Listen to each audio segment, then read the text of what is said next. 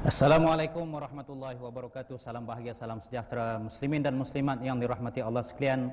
Alhamdulillah, seperti biasa pada malam Jumaat seperti waktu sekarang ini kita mengikuti siaran forum perdana ehwal Islam di TV1 dan pada malam ini kami bawakan kepada anda siaran secara langsung forum perdana yang disiarkan dari Dewan Auditorium Blok D8 Kompleks D Pusat Pentadbiran Kerajaan Persekutuan Putrajaya, forum sempena Hari Pekerja tahun 2012 yang dianjurkan bersama oleh Kementerian Sumber Manusia dan Institut Integriti Malaysia dengan kerjasama erat JAKIM dan juga RTM. Terlebih dahulu kita ingin merakamkan ucapan syabas dan tahniah kepada penganjur Kementerian Sumber Manusia dan Institut Integriti Malaysia kerana mengambil peluang dan kesempatan sempena dengan Hari Pekerja pada tahun ini untuk kita membuat pengisian dengan memberi penjelasan dalam forum perdana ehwal Islam seperti yang diadakan pada malam ini. Mudah-mudahan sambutan Hari Pekerja 1 Mei setiap tahun yang kita sambut bukan semata-mata untuk kita bermalas-malas, untuk kita sambut hari cuti, rehat di rumah, ataupun 1 Mei bukan merupakan satu hari untuk kita berdemonstrasi, tunjuk perasaan, untuk menuntut majikan kita bagi kita naik gaji, tetapkan gaji yang bagus, yang baik, sedangkan diri kita tidak memberi apa-apa produktiviti untuk setelah kita diberi begitu imbuhan gaji yang menarik, tetapi kita tidak memberi apa yang dibayar oleh kita. Itu yang akan kita bincangkan pada malam ini. Untuk pengikut setia forum perdana ehwal Islam, jangan lupa seperti biasa ikuti perbincangan melalui Facebook forum perdana ehwal Islam untuk bersama-sama dengan penulis untuk kita bincangkan satu tajuk yang telah ditetapkan oleh pihak penganjur pada malam ini, iaitu Rahsia 7 Pintu. Macam cerita P. Ramlee lah. Rahsia 7 pintu, banyak pintu rahsia ni. Jadi tuan-tuan dan puan-puan yang ingin mengetahui apakah rahsia 7 pintu itu, jangan ke mana-mana, ikuti forum perdana ehwal Islam di TV1. Elok saya perkenalkan dua panelis, dua orang tokoh yang telah bersama-sama dengan saya di atas pentas ini. Di sebelah kiri saya, paling hampir dengan saya, ialah Sahibus Samahah Ustaz Haji Kifli bin Haji Yassin, Mufti Negeri Sarawak. Assalamualaikum Ustaz. Waalaikumsalam warahmatullahi wabarakatuh. Macam mana perjalanan dari Sarawak ke Putrajaya? Alhamdulillah, kemudahan sekarang ini sangat selesa, perjalanan yang pantas dengan rezeki daripada Allah. Alhamdulillah, itu salah satu rahsia 7 pintu. Betul. Panelis kita yang kedua, ini orang pertama kali menyertai warga forum perdana ehwal Islam, iaitu Profesor Dr. Muhayya bin Haji Muhammad, nama yang tidak asing lagi dalam dunia motivasi, dalam dunia dakwah yang ada pada hari ini. Prof. Dr. Muhayya ini adalah merupakan seorang pengamal perubatan, merupakan seorang pakar mata. Jadi pada malam ini boleh Prof berkongsi tentang rahsia nak menjaga kecantikan mata? InsyaAllah boleh. Prof, mata saya bersilau, boleh buat appointment terus lepas ni? Boleh, ada. Boleh, insyaAllah Ustaz. Sebenarnya mata tidak semestinya mata yang kita pandang tu Prof. Mata ini barangkali mata hati, betul, mata akal kita. Jadi pada malam ini saya harap Prof dapat berkongsi tentang bagaimana kita nak membaik pulih mata hati kita, mata akal kita, insyaAllah. Prof, terima kasih pada Prof. Muslimin dan muslimat sekalian, Rahsia 7 Pintu, untuk sekali lagi saya war-warkan Facebook Forum Perdana Ehwal Islam untuk sama-sama mengikuti perbincangan pada malam ini, dan saudara juga boleh memberi pandangan melalui Facebook dan akan saya bacakan persoalan atau pandangan sekiranya sesuai dengan apa yang kita perbincangkan pada malam ini. Saya nak minta panel kita pertama, saya bersama Ustaz Haji Kifli, tentang tajuk Rahsia 7 Pintu. Kita sebenarnya nak membincangkan satu topik soal kita nak mencari rezeki. Sempena dengan Hari Pekerja ini ialah kita sebagai pekerja ialah tidak lain dan tidak bukan kehidupan kita ini nak mencari rezeki, satu kewajipan, satu tuntutan kita mencari rezeki untuk diri kita, untuk ahli keluarga kita dan sebagainya. Tetapi persoalannya ialah tentang tajuk Rahsia 7 Pintu ini. Adakah bagi Islam itu untuk kita mencari rezeki ini hanya 7 pintu sahaja? Ataupun apakah yang dimaksudkan di sebalik rahsia 7 pintu itu? Sila Ustaz mulakan. Terima kasih pengerusi. Bismillahirrahmanirrahim. Assalamualaikum warahmatullahi wabarakatuh. Alhamdulillah, bersyukur kita ke hadrat Allah Subhanahu wa taala dengan kita menyebut nama Allah Subhanahu wa taala Ar-Razzaq. Yang kita bincangkan pada malam ini iaitu bila kita bicarakan tentang Ar-Razzaq, iaitu Allah Maha Pemberi rezeki. sempena dengan kita menyambut tentang Hari Pekerja, kita bicarakan soal rezeki, soal rahsia 7 pintu ini. Tetapi saya cuba melebarkan perbincangan ini. Perlu kita tekankan bahawa rezeki Allah itu sangat luas, kerana Allah yang menciptakan kita, menciptakan muka bumi ini. Kita bicarakan soal lautan, Allah sediakan rezeki dalam lautan itu. Allah sediakan daratan, Allah telah turunkan, anugerahkan rezeki kepada kita. Maka bila kita bicarakan soal rezeki ini, sesungguhnya di sana banyak pintu-pintu rezeki yang telah disediakan oleh Allah. Kalau kita klasifikasikan sebagai bidang pekerjaan kita, di atas barisan panel saja, kalau profesor tadi sebagai seorang pakar mata, saya pula bekerja sebagai seorang pegawai kerajaan, dan ustaz pun sebagai pegawai kerajaan. Jadi itu salah satu daripada pintu rezeki kita, iaitu kita bekerja dengan kerajaan ataupun perkhidmatan awam. Juga bekerja sebagai pekerja swasta, juga bekerja sebagai berniaga, kita bekerja sendiri, dan 1001 macam pekerjaan sebagai pintu-pintu rezeki anugerah Allah Subhanahu Wa Taala. Tapi yang kita nak bicarakan pada malam ini ialah 7 rahsia itu, ialah kita nak gambarkan di sana amalan-amalan yang membantu kita insya-Allah untuk mendapat rezeki yang banyak. Dan bukan saja soal rezeki yang banyak, tapi saya nak sebutkan tentang keberkatan rezeki itu. Mungkin gaji kita 10,000, 5,000, 2,000, ataupun yang minima sekarang telah diumumkan 900, 800 ringgit Malaysia. Kita rezeki itu banyak, itu yang kita perolehi, tapi ada satu lagi rahsia dalam rezeki itu, keberkatan rezeki itu. Orang yang mendapat gaji sebanyak 900 ringgit Malaysia, mungkin ada seorang dapat 10,000 ringgit Malaysia. Dari sudut keberkatan kita tak tahu. Orang yang dapat 900 mungkin rezeki dia lebih barakah, ataupun yang 10,000 itu lebih barakah, bergantung kepada bagaimana kita mendapatkan sumber rezeki itu dan bagaimana kita menginfakkan rezeki itu. Dan juga yang paling penting, amal-amal yang kita lakukan. Sebab itu kalau kita boleh sebut 7 rahsia pintu tu Ustaz dan para penonton yang dihormati sekalian, amal-amal yang membawa kepada rezeki itu, yang pertamanya bertakwa kepada Allah. Kalau kita ingin dicintakan oleh Allah Subhanahu Wa Taala, kita kena bertakwa dengan Allah. Takwa itu maksudnya kita memelihara ketentuan hukum Allah Subhanahu Wa Taala, maka Allah akan sayang dengan kita. Sebab Allah melihat kita adalah merupakan hamba yang committed, yang menerima segala hukum, melaksanakan ketentuan Allah Subhanahu Wa Taala. Insya-Allah yakinlah bahawa Allah akan anugerahkan kepada kita kehebatan rezeki itu, keberkatan rezeki itu apabila kita bertakwa. Yang kedua, kalau kita bicarakan soal tawakal pada Allah, kita bertawakal kepada Allah Subhanahu Wa Taala, iaitu setelah kita berusaha bersungguh-sungguh, kita berdoa bertawakal kepada Allah Subhanahu Wa Taala, menyerah diri padanya. Kerana rezeki itu datang daripada Allah. Sifat Ar-Razzaq itu kita tentukan, kita datang daripada Allah dan akan kembali kepada Allah Subhanahu Wa Taala. Jangan ada dalam otak kita, dalam minda kita, kita hanya mengatakan kerana saya rajin maka saya dapat rezeki itu. Semuanya adalah merupakan ketentuan Allah Subhanahu Wa Taala. Sebab itu setelah kita melakukan segala usaha, kita bertawakal kepada Allah Subhanahu Wa Taala. Kita serahkan diri kepadanya semata-mata. Yang ketiga ialah solat, iaitu inilah merupakan amalan yang paling pertama sekali akan dihisap oleh Allah Subhanahu Wa Taala. Kita kerja kalau kata 8 hingga 5 petang, nak jadikan kerja kita sebagai ibadah. Kalau tinggalkan salat zuhur, kerja kita hari itu tidak dikira sebagai ibadah. Maka untuk kita mendapat rezeki daripada Allah Subhanahu Wa Taala yang barakah tadi, rezeki yang halal, rezeki yang diradai oleh Allah Subhanahu Wa Taala, maka kefarduan salat itu hendaklah kita tunaikan. Malah ada salat sunat yang akan membawa juga kepada keberkatan rezeki kita. Salat tahajud bangun malam, kita mohon pada Allah Subhanahu Wa Taala. Salat duha digambarkan sebagai magnet rezeki, yang insya-Allah dengan salat itu Allah akan bagi kepada kita anugerah rezeki yang diradainya datang daripada pelbagai sumber. Kemudian yang keempatnya ialah kita membaca Al-Quranul Karim. Kita nak mendapatkan segala rahmat, nikmat Allah Subhanahu Wa Taala. Kan dalam Al-Quran itulah panduan-panduan. Kita nak menjadi seorang pekerja yang berintegriti, kita ikut ajaran Allah Subhanahu Wa Taala, bersifat adil, amanah kepada apa yang telah diberikan kepada kita melalui Al-Quran lah yang ada dalam sumbernya. Maka hendaklah dibaca dan dipahami Al-Quran itu untuk membentuk diri manusia sebagai sumber, sebagai human capital ataupun manusia, modal insan yang sangat penting. Kemudian yang kelima ialah zikir. Kemudian kita juga bertaubat kepada Allah Subhanahu Wa Taala, yang keenam. Dan yang ketujuh sekali lah usaha yang bersungguh-sungguh. Inilah kalau kita boleh ambil pengajaran amalan-amalan ataupun usaha yang cukup baik untuk kita lakukan mendapat rezeki yang berkat, rezeki yang banyak yang diredai oleh Allah Subhanahu Wa Taala, insya-Allah. Baik, terima kasih pada Ustaz Haji Kifli Yassin atas mukadimah tentang tajuk rahsia 7 pintu yang cuba kita kupaskan pada malam ini.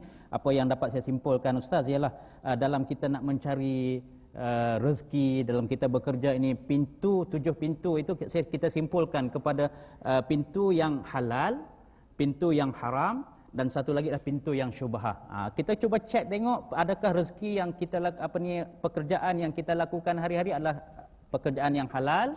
Yang kedua, kita cek tengok adakah pekerjaan yang kita lakukan pekerjaan yang haram, dan yang ketiga adalah adakah pekerjaan yang kita lakukan itu adalah syubhah. Segalanya akan berkait rapat dengan rezeki yang kita perolehi dan akan memberi kesan kepada jiwa kita, jiwa keluarga kita dan orang yang paling hampir dengan kita. Prof, kalau kita lihat tidak kurang masyarakat kita apabila bekerja, dia tak melihat kepada perkara-perkara halal haram ini. Yang penting bagi dia ialah dia dapat apa yang dia hendak itu. Soal hukum, soal integriti, entah apa di mana. Maka yang penting bagi dia ialah apa yang dia hendak, mesti dia dapat. Jadi pandangan Prof bagi pekerja yang macam ini, macam mana Prof? Agak termasuk dalam rahsia 7 pintu tu? Terima kasih Ustaz. Assalamualaikum warahmatullahi wabarakatuh. Saya ingin memperkenalkan suatu undang-undang Ustaz sebelum jawab soalan tu ya. Dia panggil undang-undang kompensasi. Bererti apa yang kita dapat hanya berdasarkan nilai yang kita beri. Contohnya, kita sebagai seorang pekerja, kita memberi nilai kepada organisasi kita, maka kita akan mendapat imbuhan setimpal dengan nilai yang kita beri. Jadi kalau ada di antara kita pekerja yang tidak mengamalkan sifat yang jujur, maka tentu susah. Sebelum itu saya nak perkenalkan juga 3 prinsip yang saya rasa semua organisasi patut amalkan. Yang pertama, integriti yang tinggi. Bererti sangat telus apa yang kita cakap, kita buat, sebab integriti itu satu yang dikatakan satu yang whole, yang jelas. Yang kedua ialah kita hendaklah melayan orang lain lebih baik daripada kita ingin dilayan. Contohnya, kita sebagai seorang doktor atau pekerja kerajaan atau apa bidang sekalipun, kita sentiasa meletakkan diri kita dalam orang lain supaya kita ada sifat empati. Jadi kita menjadi seorang pekerja yang insya-Allah amat jujur, ya. Kerana kita tak suka ditipu, maka kita tak akan menipu orang. Yang ketiga ialah kita buat lebih daripada apa yang diperlukan, atau bahasa Inggerisnya going the extra mile. Kerana sebenarnya undang-undang kompensasi mengatakan kalau kita bergaji 2,000 tetapi kita hanya bekerja seolah-olah 1,000, maka 1,000 yang kurang itu akan diambil dengan bentuk yang lain. Contohnya, kita tidak bahagia. Yang kedua, mungkin anak kita nakal. Yang ketiga, mungkin kita berpenyakit. Yang keempat, mungkin wang kita diragut, beg kita diragut. Kerana sebagai seorang doktor yang dah lama bertugas, ya, kadang-kadang Ustaz saya perhati bila saya buat pembedahan mata pada orang yang beriman, yang baik, Masya Allah, pembedahan yang sama, dengan mesin yang sama, penyakit yang sama, doktor yang sama, tapi hasil berbeza pada orang berlainan. Jadi ni saya kata nak celik mata hati Ustaz. Kalau kita hanya guna mata fizikal, kita nampak depan mata. Tapi mata hati, mata datang daripada lubuk hati yang bersih, di mana kita ingin melihat apakah hikmah Allah di sebalik setiap perkara yang berlaku. Sebab itu kadang-kadang Ustaz, kalau saya buat pembedahan mata pesakit tu kan, katakanlah tengah buat, tiba-tiba susah pembedahan tu. Kadang-kadang mesin rosak, kadang-kadang kantar nak letak tu pun tiba-tiba terpusing. Saya kata apa pada pesakit tu? Pakcik atau makcik istighfar banyak-banyak. Kadang-kadang kita masa muda ni, terutama masa kita bekerja, kita sedang berpengaruh. Kadang-kadang kita menganiaya orang lain tanpa sedar. Sebab itu Ustaz, sebaliknya yang penting ya dalam 7 pintu yang Ustaz Kifli kata tadi, apabila kita tidak mengamalkan apa yang disebut tadi, maka tentu sekali integriti tidak ada, dan maka kita akan merana masa kita tua nanti. Ya, terima kasih pada Prof. Itu apa yang disampaikan oleh Prof itu sangat menyentuh jiwa saya dan membuka pintu mata hati saya. Kan, untuk kita berfikir tentang apa yang sebenarnya yang telah kita lakukan dalam soal pekerjaan kita sebagai bekerja di mana saja kita bekerja, di pihak kerajaan, di swasta ataupun bekerja sendiri sebenarnya. Sebab itu di pihak kerajaan, Prof, kita telah mewujudkan Institut Integriti Malaysia yang orang kuatnya ada bersama dengan kita pada malam ini untuk memastikan nilai integriti masyarakat itu semakin tinggi. Dan begitu juga kita di JAKIM, Prof, kita telah mula menempatkan pegawai-pegawai agama di setiap kementerian jabatan untuk memastikan, untuk menerapkan nilai-nilai integriti, menghidupkan program-program integriti supaya dapat menghidupkan budaya bekerja integriti sebagaimana yang Prof sebutkan itu. Baiklah, muslimin dan muslimat sekalian, sangat menarik perbincangan yang akan kita teruskan, tetapi kita akan berhenti rehat seketika dan jangan ke mana-mana, kita akan kembali selepas ini.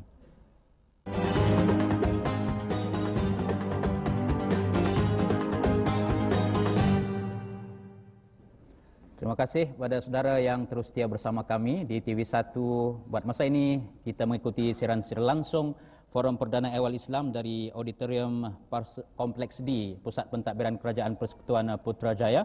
Forum pada malam ini dijayakan bersama oleh Kementerian Sumber Manusia dan Institut Integriti Malaysia dengan kerjasama erat JAKIM dan juga RTM. Sempena dengan sambutan Hari Pekerja 2012, kami membawakan tajuk Rahsia 7 Pintu yang telah dibincangkan bersama dengan panelis kita pada malam ini. Kepada saudara yang berada di rumah ataupun di mana saja yang boleh mengikuti siaran ini, kita boleh berkongsi pandangan melalui Facebook Forum Perdana Ehwal Islam. Tag saja Forum Perdana Ehwal Islam dan kita akan berbincang bersama melalui alam maya ini, dan insya-Allah saya akan sampaikan kepada dua orang panel yang membincangkan tajuk pada malam ini. Baik, teruskan perbincangan kita tentang rahsia 7 pintu, Ustaz. Ini satu budaya lagi dalam masyarakat kita tentang kalau nak buat sesuatu tu dia percaya tentang pada satu ayat-ayat tertentu, Ustaz. Macam nak berniaga mesti kita ada ayat 1000 dinar contohnya. Wa may yattaqillah yaj'al lahu makhraja. Kalau tak ada ayat ini nanti tak laku bisnesnya. Kalau pekerjaan ini tak gantung, tak sematkan dalam rumah, tak bubuh dalam kereta, tak selamat kita tak. Jadi budaya macam ni, Ustaz, macam mana Ustaz melihat ni? Terima kasih pengurusi, para penonton yang dihormati sekalian. Memang Allah Subhanahu wa taala berfirman dalam surah At-Talaq, kalau kita lihat di situ, wa may yattaqillah yaj'al lahu makhraja wa yarzuqhu min haitsu la yahtasib. Yang bermaksud, dan sesiapa yang bertakwa kepada Allah, maka Allah akan bagi jalan keluar. Jalan keluar tu maknanya keluar daripada kesempitan, kesusahan dan sebagainya. Wa yarzuqhu min haitsu la yahtasib. Dan maksudnya di situ, dan Allah akan bagi rezeki daripada sumber yang tidak diketahui. Mungkin itu sebabnya orang menggelarnya ayat 1000 dinar. Bila kita cari-cari pun tak ada sumber, Ustaz, yang menjadikan ia ayat 1000 dinar. Dan surah itu pun bukan surah 1000 dinar. Tapi kerana mungkin orang memahami ayat itu, wa yarzuqhu min haitsu la yahtasib, itu Allah bagi keyakinan bang siapa yang bertakwa Allah akan anugerah rezeki, maknanya daripada sumber yang tidak diketahui. Ini maknanya banyak sumber yang akan dianugerahkan oleh Allah Subhanahu wa taala. Cuma bila kita sebut budaya yang menggantung itu tadi, daripada kepercayaan, kerana bila kita percaya, belief kepada sesuatu, ia mencorakkan pemikiran kita. Sedangkan kalau kita lihat ayat itu, ruh di sebalik ayat itu, ayat Al-Quran diturunkan bukan semata-mata untuk digantung. Kalau kita hanya gantungkan ayat itu tetapi kita tidak memahami ayat itu dan menghayati ayat itu, maka ia tidak memberikan makna kepada kita. Kalau kita nak rezeki itu datang kepada kita, sebab itu kita nyatakan tadi 7 rahsia 7 pintu itu tadi, supaya kita mengamalkan sesuatu. Kalau kita bertakwa pada Allah, wa may yattaqillah yaj'al lahu makhraja, disebutkan oleh Allah Subhanahu wa taala itu tadi, siapa yang bertakwa kepada Allah. Ini kenyataan ataupun firman Allah, kerana Allah yang memberi rezeki. Kita yakin daripada apa yang disebutkan oleh Allah itu, dan keyakinan inilah yang akan menjadikan kita berusaha untuk sungguh-sungguh bertakwa kepada Allah Subhanahu wa taala, dan Allah akan anugerahkan kepada kita rezeki. Kepada yang suka menggantung tadi, malah ada kita lihat budaya ini, mereka memang menggantungkan itu dan percaya macam seolah-olah itulah yang akan memberikan perniagaan, dia akan jadi untung dan sebagainya. Tetapi kalau tuan dia tak rajin berusaha, kalau buka kedai kopi, buka kafe, buka restoran, kalau orang lain buka awal selepas subuh dah buka, mungkin sebelum subuh buka, kalau kita buka lewat dan tutup awal, Bagaimana kita mengharapkan rezeki datang pada kita? Kalau kita sebagai seorang pekerja, kita datang lewat ataupun kita tidak sungguh-sungguh, tak committed untuk menjalankan kerja, bagaimana rezeki itu nak datang pada kita? Kalau lepas subuh kita tu nyenyak, tidur bermimpi, berfantasi, bagaimana mungkin Allah nak turun rezeki pada kita? Malaikat rahmat, malaikat yang dianugerahkan oleh Allah untuk bawa rezeki itu, bagaimana ditengok kita masih tidur lagi? Bagaimana Allah nak anugerahkan rezeki itu? Sebab itu siapa yang bertakwa itu Allah akan anugerahkan rezeki kepadanya dan daripada sumber yang tidak diketahui. Dan perlu ingat yang kita sebutkan tadi, rezeki itu bukan saja dalam konteks jumlahnya yang banyak, tetapi keberkatan daripada rezeki itu. Ada orang yang mungkin pendapatan dia tidak setinggi yang kita harapkan, tetapi hidup dia selesa, bahagia, macam Prof sebut tadi, perbezaan yang kita lalui, iaitu kita rasakan kebahagiaan dan keselesaan itu.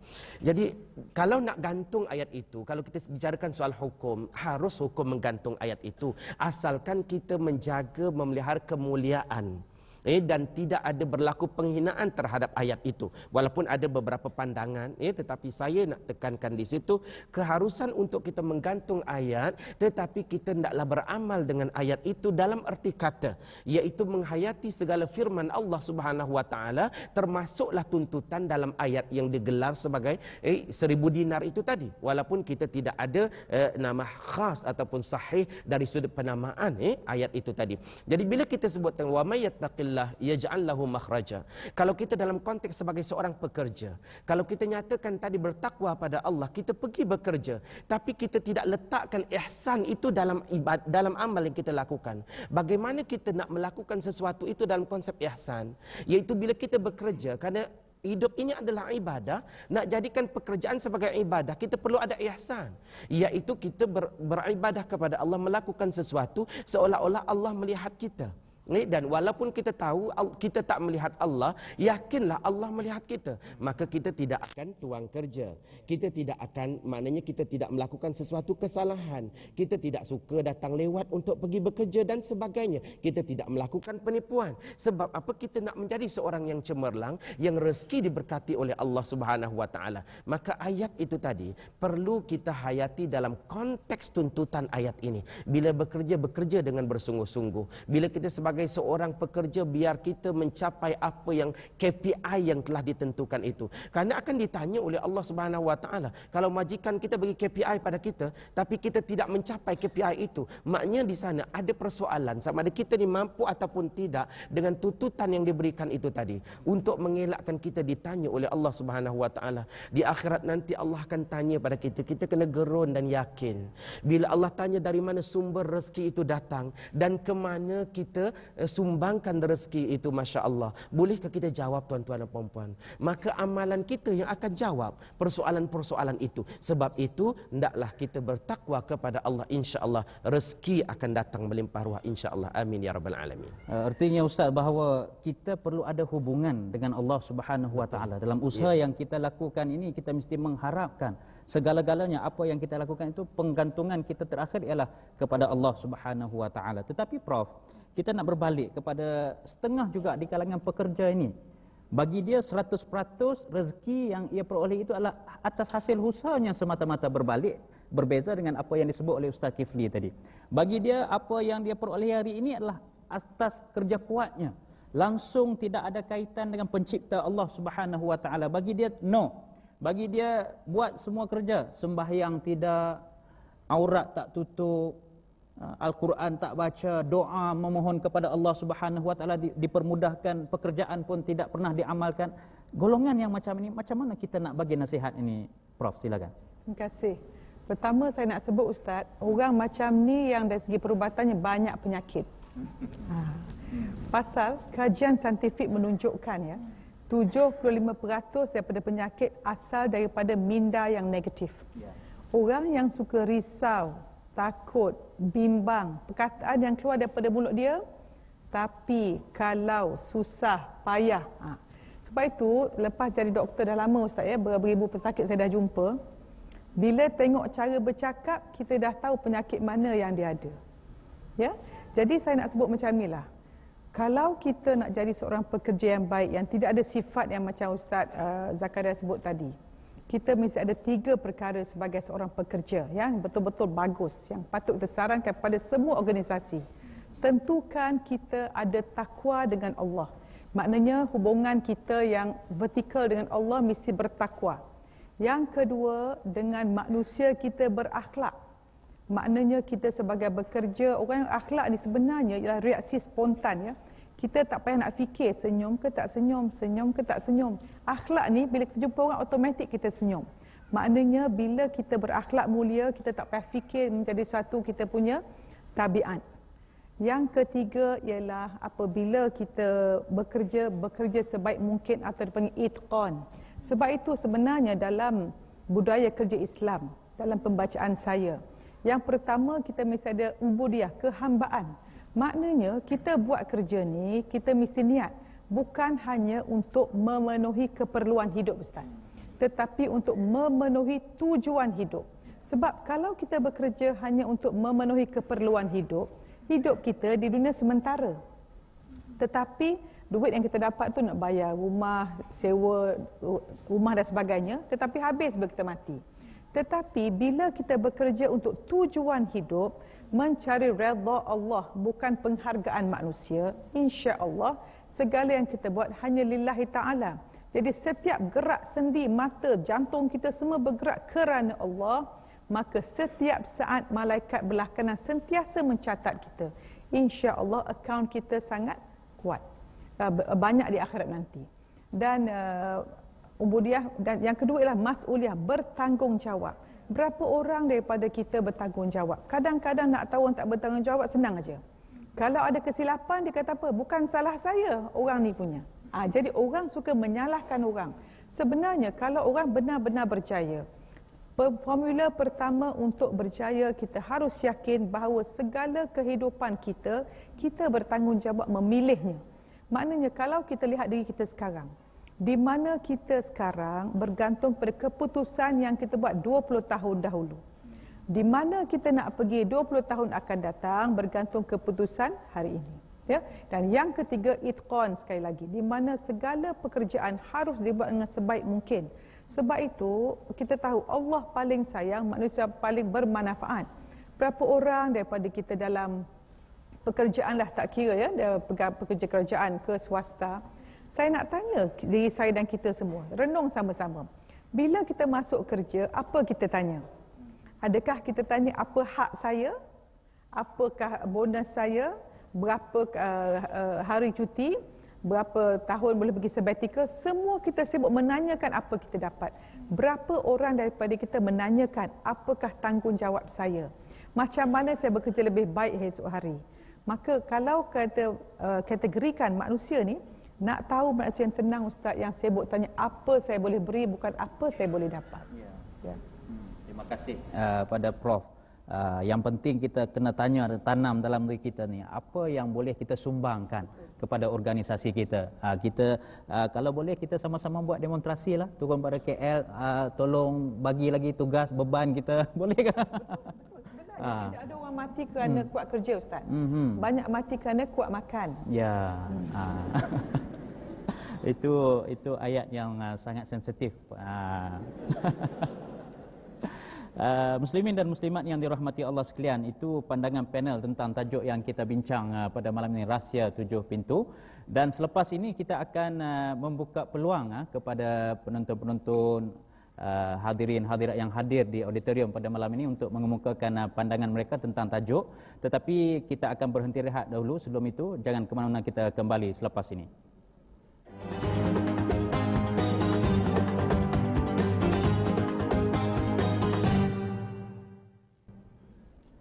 Kepada saudara yang baru saja bersama kami di TV1, anda sedang mengikuti siaran secara langsung Forum Perdana Ehwal Islam yang dianjurkan bersama oleh Kementerian Sumber Manusia, Institut Integriti Malaysia dengan kerjasama JAKIM dan juga RTM sempena dengan sambutan Hari Pekerja tahun 2012.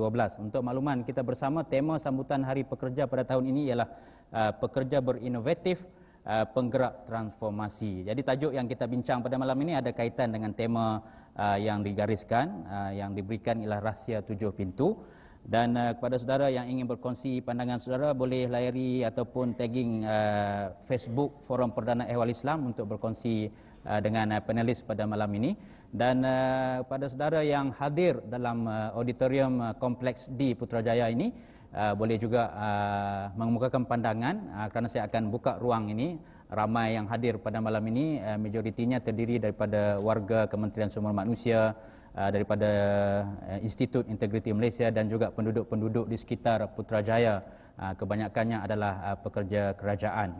Jadi kalau dah bersedia dengan soalan, elok kita bersama dengan penyoal pertama. Silakan. Assalamualaikum warahmatullahi wabarakatuh. Waalaikumsalam warahmatullahi Saya wabarakatuh. Ahmad Sanusi daripada Kementerian Sumber Manusia ingin bertanya satu soalan kepada ahli panel. Kalau kita lihat pada masa ini, ramai peniaga-peniaga atau segelintir peniaga yang cuba menjual produk-produk mereka dengan menunjukkan kehebatannya, khasiatnya dengan begitu hebat sekali, ya. Ya. Jadi contohnya, kalau makan ubat ni terus jadi pandai. Jadi saya minta ahli panel, apa pandangan ahli panel? Adakah ini salah satu bentuk penipuan dan apakah kesan daripada pendapatan mereka kepada peniaga-peniaga ni? Cik Sanusi pernah makan ubat jadi pandai kan? Wah. Ini apa yang telah diwawarkan, dielankan. Atau Cik Sanusi jadi ejen jual ubat tu? Tak adalah, ya. Okey, terima kasih. Saya faham soalan itu. Macam mana ini Ustaz? Soalan ni sangat baik. Dia kata setengah-setengah mereka ni mengambil peluang untuk bekerja, berniaga. Adakah ini dikira sebagai satu bentuk penipuan sebagaimana yang disebut oleh penyoal tadi, Ustaz? Terima kasih pengurusi dan penonton yang bertanya tadi. Sebagai seorang peniaga, memanglah mereka akan mencari usaha untuk mempengaruhi segala produk dia dalam bidang sales, how to market. Maknanya bagaimana mereka memasarkan produk mereka. Memang itu merupakan satu keperluan. Tetapi kerana kita dalam Islam ni kita ada etika dia sendiri. Integriti yang kita kena jaga. Dalam konteks sebagai seorang peniaga, kita mesti berlandaskan kepada etika yang ada dalam Islam itu. Sebagai seorang peniaga, kita mengharapkan bahawa sepatutnya tidak ada apa-apa unsur penipuan. Kita mesti berdasarkan kepada kajian yang sebenar. Kalau produk kita itu. Dan kita macam fenomena yang disebutkan oleh saudara kita tadi, kadang-kadang satu produk itu 1001 macam penyakit boleh diselesaikan tanpa ada kajian yang sewajarnya. Maka kita pun percaya. Dalam konteks ini saya nak sebutkan tadi tentang perniagaan. Perlu kita jelas apabila kerana dia bertanya tadi sumber pendapatan tu. Kalau ada berlaku unsur penipuan ataupun bercampur aduk perkara yang haram dalam perniagaan yang kita jalankan, maka ia akan menjadi sumber rezeki yang haram di sisi Allah Subhanahu Wa Taala. Kita perlukan rezeki yang halal dan rezeki yang barakah tadi. Maka kena tinggalkan unsur-unsur penipuan. Biar berdasarkan kepada fakta yang sebenar. Itu sepatutnya lah. Sebab itu saya ingin mengajak para penonton merenung firman Allah Subhanahu Wa Taala, iaitu dalam surah An-Nisa ayat 29 Allah berfirman, A'udzubillahi minasyaitanirrajim. Ya ayyuhallazina amanu la ta'kulu amwalakum bainakum bil batil illa an takuna tijaratan an taradhim minkum. Sadaqallahul azim. Maksud dia ialah, wahai orang-orang yang beriman, Allah seru kepada kita, la ta'kulu amwalakum bainakum bil batil. Jangan kamu makan harta kamu di kalangan kamu ini dengan cara yang batil. Maksudnya Allah tegar, Allah larang. Jangan lakukan perkara yang batil. Kalau berniaga, biar berniaga dengan sebenar-benarnya. Halal di sisi Allah Subhanahu Wa Taala. Sudah jelaskan dalam Islam, Allah dah nyatakan, Rasulullah nyatakan dalam hadisnya, al halalul bayin, halal itu jelas. Wal haramu bayin, dan haram itu juga jelas. Wa ma bainahuma umurun mustabihat. Antara keduanya ada perkara yang syubhah. Atau kama qala Rasulullah sallallahu alaihi wasallam. Kan jelas perkara yang halalnya, perkara yang haramnya, dan ada yang syubhah. Jangan pilih yang haram dan jangan pilih yang syubhah itu. Buat yang halal sahaja.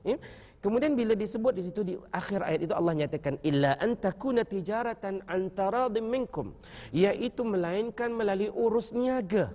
Perniagaan yang kita lakukan itu yang redha meradai antara satu sama lain. Perlu jelas, sebab itu dalam Islam muamalah perniagaan itu ada etika-etika yang tertentu.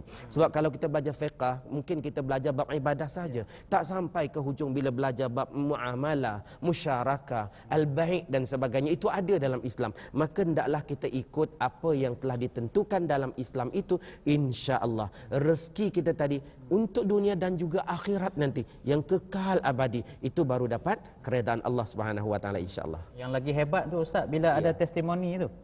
Kita kalau tengok pun terus jadi pandai ni, kita pun nak makan juga, nak try juga. Saya nak tanya Prof lah, dari segi perubatannya, adakah isu-isu seperti ini memang benar dari segi ilmu perubatan, Prof? Sebenarnya saya nak sebutkan di sini ya Ustaz, pada penonton semua. Untuk kita mengeluarkan satu jenis obat dalam perubatan moden ya, mengambil masa 5 tahun. Testimoni tak kira. Yang pertama, kita ambil obat ni, kita buat satu makan obat betul, satu makan obat yang kanji saja. Diberi kepada binatang dulu, lihat kesan. Lepas tu pergi pada manusia. Lepas manusia pergi pada kumpulan manusia berbagai-bagai negara. So dia ada phase 1, phase 2, phase 3. Lepas dah jelas, baru keluar satu biji tablet. Jadi bayangkan orang yang tidak ada pengetahuan langsung tentang ini dan mereka buat testimoni, pada saya tidak jujur. Dan pengalaman saya Ustaz, banyak juga pesakit-pesakit yang telah bersabab bedah mata ya, yang berhenti pakai obat doktor mata tapi pakai obat lain yang iklankan dengan begitu berleluasa sampai merosakkan mata mereka. Sebab itu kita mesti faham psikologi ya.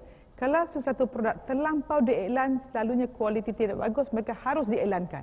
Tetapi kalau yang bagus ni kita tak iklan pun orang dah tahu. Ini mesti jelas. Okey, terima kasih Prof. Saya harap orang di luar sana tak akan serang Prof lepas ni kerana harap bersabar ya. Okey, terima kasih pada penjelasan yang diberi. Harap Cik Sanusi jelas apa yang kedua panel jelaskan tadi. Saya difahamkan penerbit kata ada masa lagi untuk satu lagi soalan. Silakan kalau ada di kalangan penonton yang hadir pada malam ini. Okey, dah bersedia, silakan. Assalamualaikum warahmatullahi wabarakatuh. Saya Mizalawati binti Maharudin dari bahagian Pengurusan Sumber Manusia, Kementerian Sumber Manusia. Ramai orang sumber manusia malam ni ya. Bagi Chan orang Institut Integriti pula tanya soalan kan. Okey, silakan. Ingin bertanyakan satu soalan kepada ahli panel. Mengapakah pentingnya untuk kita mencari rezeki yang halal serta kesannya ke atas keluarga yang kita bina atas nama rezeki yang halal?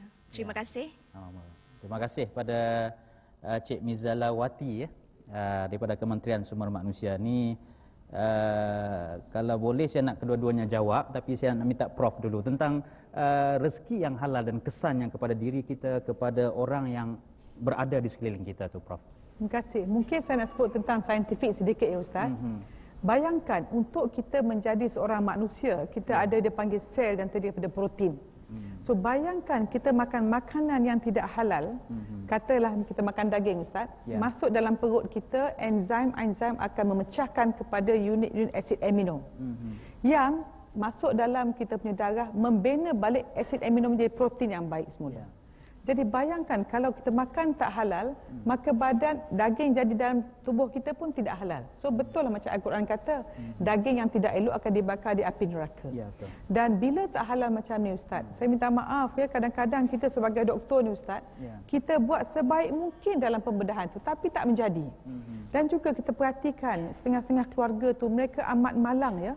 Anak-anak mereka degil, suami pula buat hal, isteri sakit dan sebagainya. Memang kadang-kadang memang cubaan Allah pada orang yang dikasih. Tetapi kalau kita tidak berhati-hati dan kadang-kadang ada pesakit tu bila nak buat pembedahan dia amat takut ya. Apa saya kata kat dia ialah kalau kita menjaga urusan akhirat kita, urusan dunia jangan kita risau.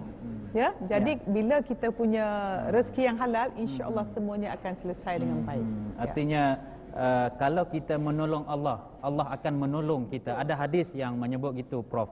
Mungkin Ustaz nak tambah sikit lah tentang konsep halal, keberkatan dalam rezeki yang kita bekerja ni. Konsep halal tu perlu diberi penekanan, Ustaz. Okey, terima kasih pengurusi dan yang bertanya tadi. Bila kita sebut tentang halal, perlu difahami iaitu sumbernya hendaklah halal. Tidak ada perkara-perkara unsur haram yang dimasukkan dalam soal rezeki itu. Daripada sumber mana dan cara bagaimana kita mendapatkannya. Dan perlu juga ambil perhatian bahawa seperti yang Prof juga sebut tadi, itu secara saintifik pun dilihat dari sudut konteks itu. Dan Rasulullah pun sebut, bila sebut tentang perkara yang haram ini yang kita ambil, kullu lahmin nabata minal haram fannaru aula bih. Atau kama qala Rasulullah sallallahu alaihi wasallam, setiap daging yang tumbuh daripada perkara yang haram, maka neraka adalah utama untuknya. Maknanya Rasulullah, Allah telah tentukan dalam Islam itu ada falsafah dalam konteks halal itu. Maka ditunjukkan lagi dalam konteks sains tadi, maka apa lagi yang kita nak ragukan dalam konteks itu? Tinggalkan yang haram itu, ambil yang halal. Dan dalam konteks keluarga saya nak tekankan itu, memang ia mempengaruhi. Apa yang kita bawa balik ke rumah, biarlah suatu rezeki yang halal, kerana ia berkaitan dengan pembesaran anak kita, pembentukan jiwa mereka, pribadi mereka. Ini yang akan menentukan. Sebab itu pastikan rezeki yang kita bawa balik itu yang diredai oleh Allah Subhanahu wa taala. Doa pada Allah, insya-Allah keluarga kita jadi keluarga yang sakinah, bahagia dunia dan akhirat, insya-Allah. Konsep halal itu sebenarnya kita kena faham, Prof, Ustaz ya. Kadang-kadang kita bercakap tentang soal halal ini apabila kalau makanan itu bercampur dengan najis, campur dengan babinya, campur dengan araknya, alkohol dan sebagainya itu, maka kita rasa tak boleh, ini haram. Tetapi dalam konteks kita bekerja, wang, sumber rezeki yang kita perolehi itu, kadang-kadang kalau kita sehari bekerja 8 jam, kita pergi ke pejabat Facebook, chatting, dah kurang 1 jam, pergi minum di kafeteria roti canai dengan teh tarik dekat 2 jam, dah kurang banyak masa. Adakah itu dikira sebagai perkara yang mengharamkan sumber rezeki kita? Betul. Pasal apa? Kadang-kadang kita perhatikan ya, macam Facebook, saya nak sebutlah pasal saya pun memang ada Facebook ya, pasal kadang-kadang kita mesti gunakan, dipanggil jihad IT, di mana kita menggunakan Facebook sebagai suatu sistem di mana dalam typing yang sedikit kita berikan ayat-ayat dakwah dan menyuruh pada yang baik, dia jadi baik kan. Jadi kalau sumber yang kita kata tadi tu, contohnya ya, seorang mungkin konteks hospital ya, jururawat, sepatutnya mereka menjaga pesakit, tetapi mereka sibuk tengah main solitaire dekat komputer. Dan juga kalau pekerja di kaunter dan sebagainya ya, sepatutnya mungkin orang yang menjawab telefon ya, ada komputer dan sebagainya. Kadang-kadang saya perhati macam nak tengok apa dia buat di belakang komputer. Tetapi inilah saya katakan, bila kita punya masa tak dimanfaatkan kepada organisasi yang kita bekerja, maka setiap saat yang kita gunakan tidak kepada benefit kepada organisasi sangat berbahaya. Dan juga satu lagi Ustaz nak sebut ya, yang kadang saya rasa budaya, kadang kita gunakan telefon untuk peribadi. Kita ada handphone, kalau ada peribadi jangan sekali guna pun pejabat. Tapi ini budaya yang masih berlaku di mana-mana ya. Terima kasih pada Prof. Saya cuma nak batu api je Prof. Pasal ramai yang datang ni, tengok ramai yang pekerja yang muda-muda ni kan. Muda ke tua ke, kalau dah silap tu silaplah juga. Terima kasih pada yang bertanya tadi. InsyaAllah kita akan sambung perbincangan kita. Kita akan berhenti rehat sekali lagi, jangan ke mana-mana, kembali selepas ini.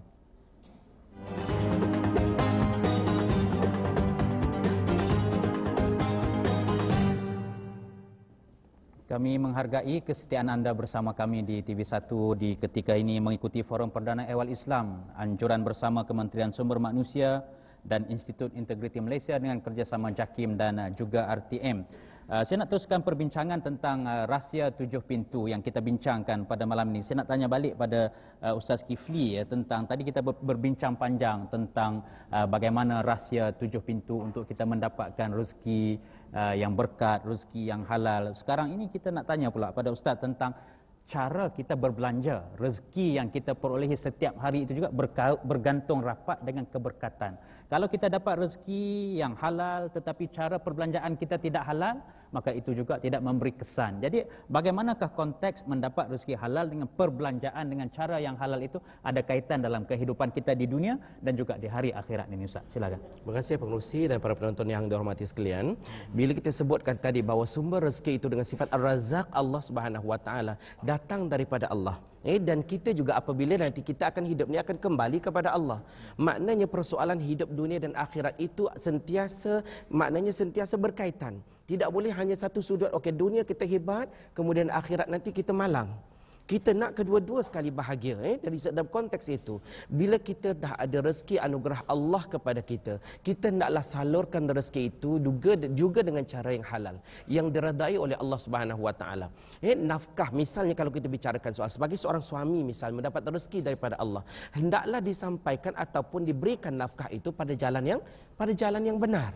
Nafkah yang cukup untuk isteri, untuk pasangan dia, untuk anak-anak dan sebagainya. Di sini kalau kita lihat bahawa konsep yang ada dalam Islam itu, kenapa ditentukan sistem kekeluargaan dalam arti kata perbelanjaan sebagai ahli keluarga misalnya. Ini satu sistem yang sangat indah. Sebab kalau kita lihat dalam hari ini, ada di antara punca-punca perceraian misalnya disebabkan oleh nafkah. Maknanya suami tidak dapat menjalankan peranan sebagai seorang suami mengikut seperti yang telah diajar dalam agama, dalam Islam. Maka sebab itu rumah tangga akan jadi kucar kacir, tak ada kebahagiaan. So dalam konteks ini kita perlu ambil perhatian bahawa dunia ini merupakan satu yang kita makna mazra'atul akhirah. Kita dunia ini adalah merupakan ladang untuk yang mana akhirat nanti yang kekal abadi buat selama-lamanya. Maka sebab itu perbelanjaan kita hendaklah juga pada jalan yang halal. Ada orang kalau kita sebut tentang merokok saja Ustaz, fatwa kebangsaan pun telah menentukan rokok itu haram.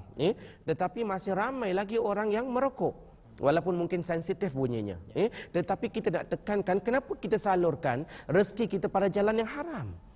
Kenapa kita tak cari bahawa rezeki itu salurkan pada jalan yang halal di sisi Allah Subhanahu Wa Taala? Dah jelas fatwa yang dikemukakan itu dengan kajian-kajian secara saintifik, secara agamanya, maka dibuat keputusan itu. Begitu juga dalam konteks pembaziran. Maknanya kalau boleh kita hendaklah ambil perhatian dalam kita berbelanja, jangan kita membazir dalam perbelanjaan itu. Innal mubadzirina kanu ikhwana syayatin. Sesungguhnya orang-orang membazir itu adalah saudara-saudara syaitan. Saya tak mahu Ustaz jadi saudara syaitan, wa na'udzubillah min dzalik. Dan saya yakin tuan-tuan dan puan-puan pun tak mahu jadi saudara syaitan. Maka hendaklah kita berbelanja dengan sewajarnya. Dan kepada kadang-kadang hari ini kita ni kadang-kadang mungkin show off. Kita nak tunjukkan pada orang bahawa inilah hidup gaya mewahku, sehingga kita lupa sebenarnya biar berbelanja ikut ukur di badan kita sendiri. Jadi sebab itu biarlah rezeki kita halal, diredai Allah, dan kemana kita, dan jangan lupa juga yang mana kalau zakatnya hendaklah dikeluarkan, itu sumbangan kita kepada jalan fisabilillah, dan bersedekahlah pada jalan Allah Subhanahu Wa Taala. Insya-Allah rezeki semakin bertambah insya-Allah. Terima kasih pada Ustaz Kifli atas penjelasan yang diberikan sebentar tadi. Prof, kita ada masa yang agak suntuk. Saya nak minta Prof barangkali nak tambah apa yang disebut oleh Ustaz Kifli dan seterusnya buat kesimpulan tentang tajuk rahsia 7 pintu yang kita bincangkan. Silakan Prof. Terima kasih Ustaz. Saya nak sebut poin sikit saja.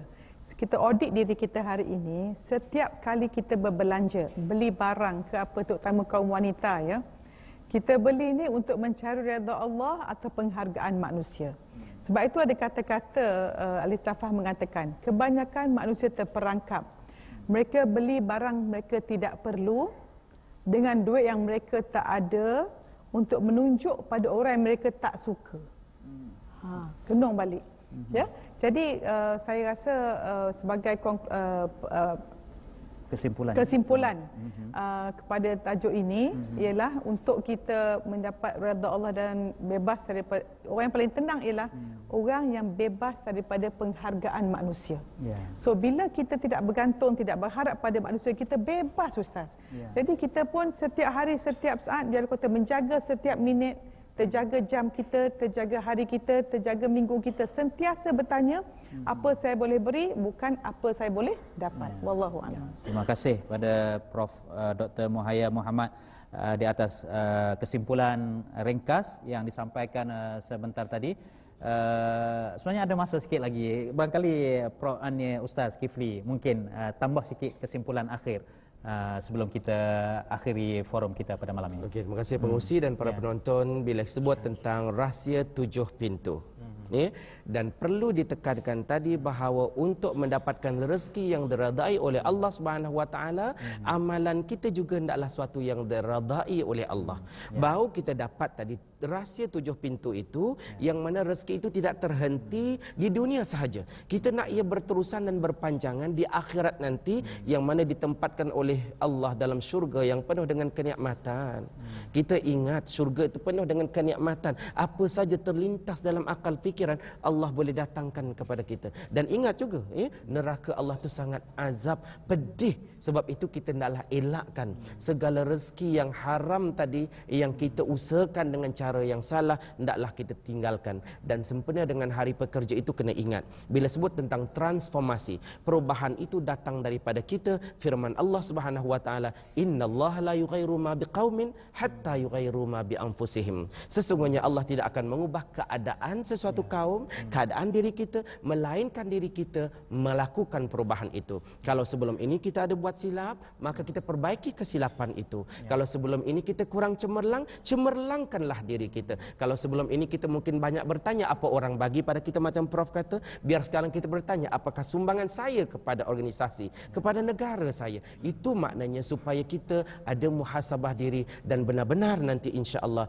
rezeki yang kita perolehi ini suatu yang merupakan suatu yang diradai oleh Allah Subhanahu wa taala, dan ditempatkan dalam jannahnya seperti yang kita gambarkan tadi, penuh dengan kenikmatan yang tidak ternilai harganya. Sekian, wassalamualaikum warahmatullahi wabarakatuh. Waalaikumsalam. Terima kasih pada Ustaz Kifli Haji Muhammad Yasin, Mufti Kerajaan Negeri Sarawak, dan Profesor Dr. Muhaya Haji Muhammad, dua orang panelis yang membincangkan tajuk rahsia tujuh pintu yang kita bincang pada malam ini. Mudah-mudahan dia memberi manfaat kepada kita sempena dengan sambutan Hari Pekerja yang kita sambut setiap tahun 1 Mei. Dan mudah-mudahan kita beroleh keberkatan dan kejayaan dalam setiap pekerjaan, apa saja bidang pekerjaan yang kita lakukan. Mudah-mudahan sumber rezeki kita itu diberkati oleh Allah Subhanahu wa taala di dunia dan juga di hari akhirat nanti.